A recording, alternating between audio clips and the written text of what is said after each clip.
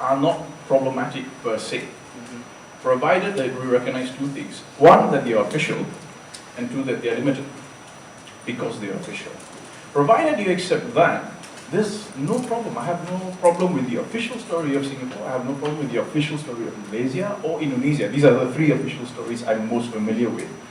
And I actually find it fascinating to go to the official museums and official libraries and official, look at the official exhibitions, simply because here the state is telling a story to itself.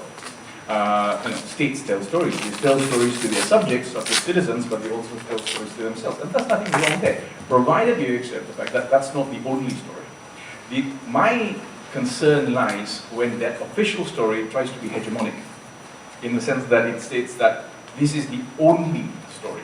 This is the only story, and all other stories are either wrong or misconceived, or they are subversive and dangerous. At that point, yes, there I do find it problematic. So the question, therefore, is not what's problematic about Singapore's official story, but how is Singapore's official story produced and reproduced, and how is it meant to be read and internalized by the subjects? If it is shoved down our throats, and it could be a nice story, by the way, but if it is shoved down your throat, then I think, yes, the problem lies there. And it lies in this, again, what I said, the colonizing gesture of history.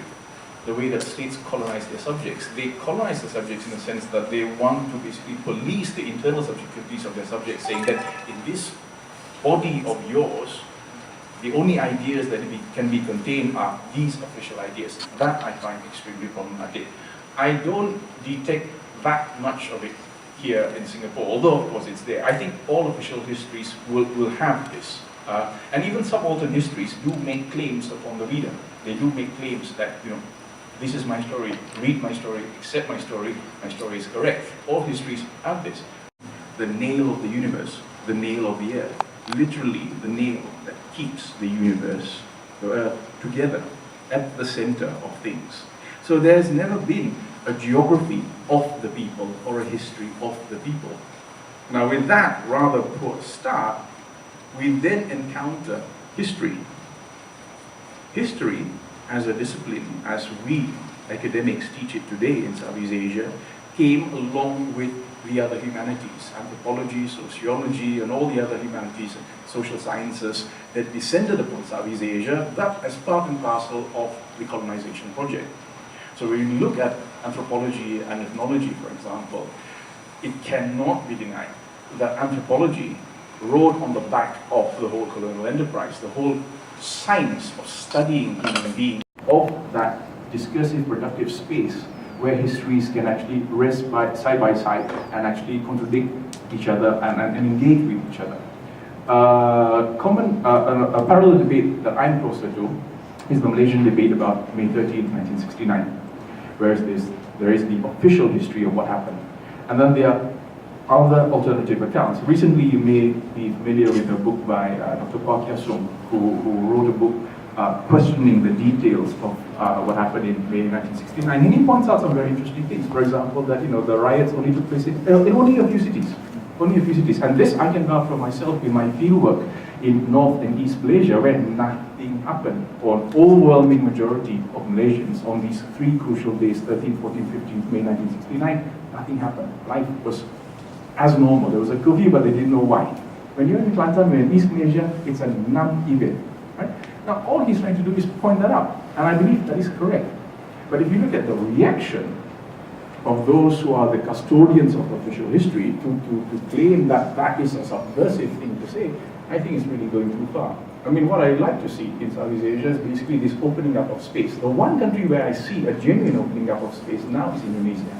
Because post-Reformasi Indonesia, after Suharto, the public domain has really opened up. Although I have to add, in some instances, partly because you have commercial interests. New commercial channels are coming, and they show a lot of dross on TV, frankly, these new commercial channels. But occasionally, at least once a week, they try to be a bit intellectual. So they'll have like 1 or 2 hours dedicated to documentaries, and some of these documentaries are very good. And I watched a documentary about the history of the Indonesian Communist Party on TV in Indonesia, which was actually objective. I watched a bio-portrait of Tan Malaka, the leader of one of the leaders of the Indonesian Communist Party, PKI, which was very objective, very factual, and very, very balanced. And I thought, look, Indonesia has not collapsed. The country's still working. Rupiah has already dropped, can't drop anymore. So, nothing has changed. No revolution, no riots, nothing. And I think this is, part and parcel also of the work that we have to do as scholars. We have to somehow convince politicians again and again, just because we have a debate about May 69 or Malaysia-Singapore 65 doesn't mean that, Orchard Road's going to be flooded as a result. It's not going to happen. Societies can, I think, absorb more of this. And that's why I'm partly encouraged by the project that we had in Malaysia, the Other Malaysia lectures, when we did it in a public domain, in a market, and we were very struck by the number of people who came. Ordinary Malaysians from all sorts of walks of life, students from schools, mothers bringing their kids, uncles from the kopitiams would come and just listen to lectures on history of all subjects, including on Valentine's Day. I mean, who on earth goes to listen to a lecture on the history of Southeast Asia on Valentine's Day? But people actually came, and no riot in the streets. And I think that's what we were trying to show, that we can do this deconstructive history in the public domain. We can allow people to actually engage in question history. Questioning the process. My job basically as a teacher is that. I just need people to question and ask and read constructively and intelligently. That's all I need to do. Beyond that, my responsibilities end. And I try to do it in a responsible way. And I think that's basically what I'm advocating for Southeast Asia. And the reason why I think art is important is because I think to work through official channels of official history production is going to be long and tedious simply because there's institutional inertia. But a lot of creative stuff is taking place outside, particularly in the artistic sphere, where all these new imaginings are taking place. And I put a lot of value, a lot of work on what's happening there. Accept the three divisions you introduced, but of course, again, as historians, we know that whatever division we introduce, we are introducing, so we are immediately culpable for that. We take responsibility for that. I accept that, and why stop at 3? We can have 5, 10, as many as we want as well. The only thing is, I'm not calling for a unified history. Like I said, I do not believe that a Southeast Asian history is something that necessarily unifies all of us, unless you want to say that breathing unifies all of us, which then we get to the really mundane. However, having the divisions that you propose, like I said, I agree with them too, simply because it's an opening up of what we have at the moment. I don't know about you, but I feel that our Southeast Asian history now is poor. That's the thing, it's so static when we read our history books, because I compare history books of Singapore, Malaysia, and Indonesia in particular, because that's my border, English, Bahasa. I used to be able to speak Thai, but I've forgotten it, so I can't get into Thai history books. But I'm always struck by reading the official school histories. These are the ones, not the ones we get at borders, but the history books that kids have to read at school. When you read that, I'm struck by the poverty of official historical narratives in Southeast Asia. And I suppose all I'm trying to do is say that we can have a richer history. We can have richer history. And a history that also has to talk across political borders to each other. I'm really genuinely interested to see whether we can write a history of Southeast Asia.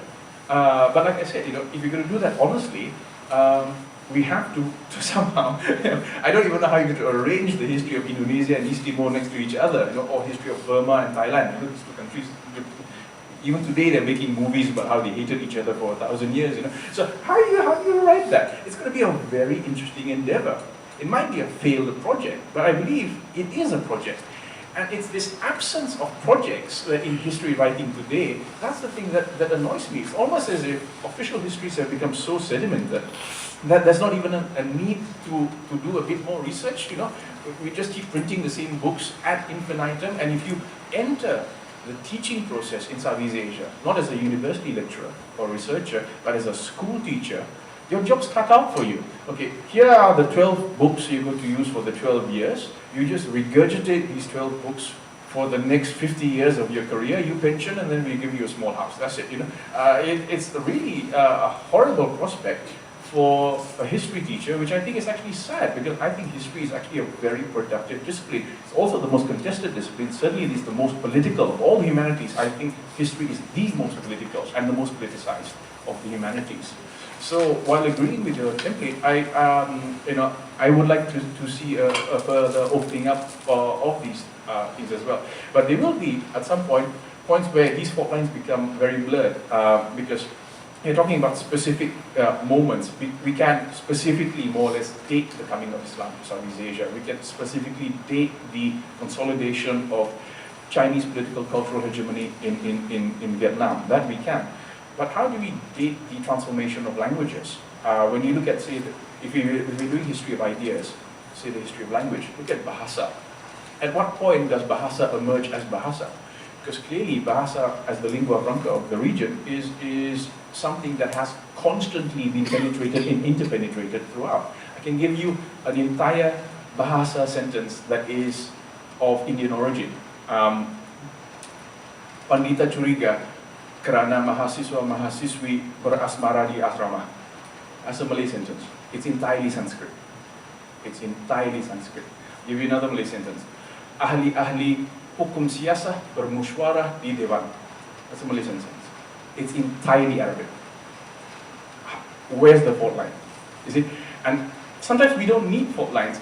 It's alright, I think, to teach our kids that, you know, our identities are a bit confused, and this is part and parcel of coming to school, and you grow up, you become confused teenagers later on, and then you become confused adults. But confusion is something we can live with. It's an adult way to teach history, that you can approach these things and accept the plurality and complexity of our identities as they are constructed. So, in short, I agree with you, and I really believe that, you know, if we push it, the structural opportunities that are in history as a discourse are just enormous.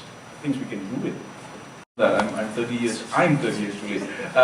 ASEAN is also 30 years too late because I'm talking about Southeast Asia. I'm not talking about ASEAN. ASEAN, for me, was on the one hand a brave project, but a very limited project. Because ASEAN was always a government-to-government thing.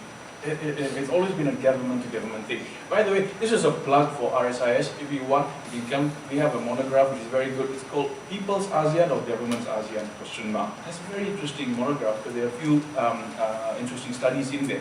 One study that was done, which you get in the monograph, is about perceptions of ASEAN and popularity of ASEAN among the citizens of the respective ASEAN countries. Now, it's very interesting. When you look at this, you look at surveys done with young Southeast Asian citizens.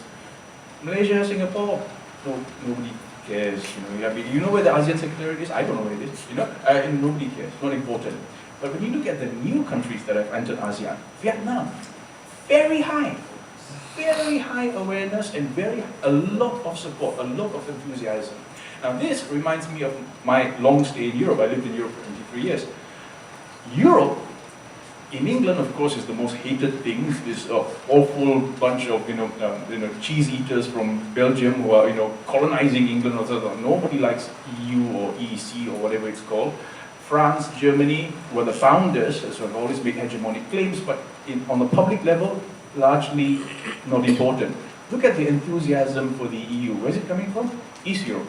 Because these are the new entries, and the ones who love Europe the most, of course, are the Turks at the moment. They're trying to get into Europe, yeah? And I find that interesting. So, when we look at ASEAN in '67, when, oh my God, it's as old as me. We look at ASEAN as it was founded in '67, it was clearly a government-to-government thing. People were not consulted. By the way, as a historical aside, that's typically Southeast Asian feudal, yeah? The Deva Rajas making the decision.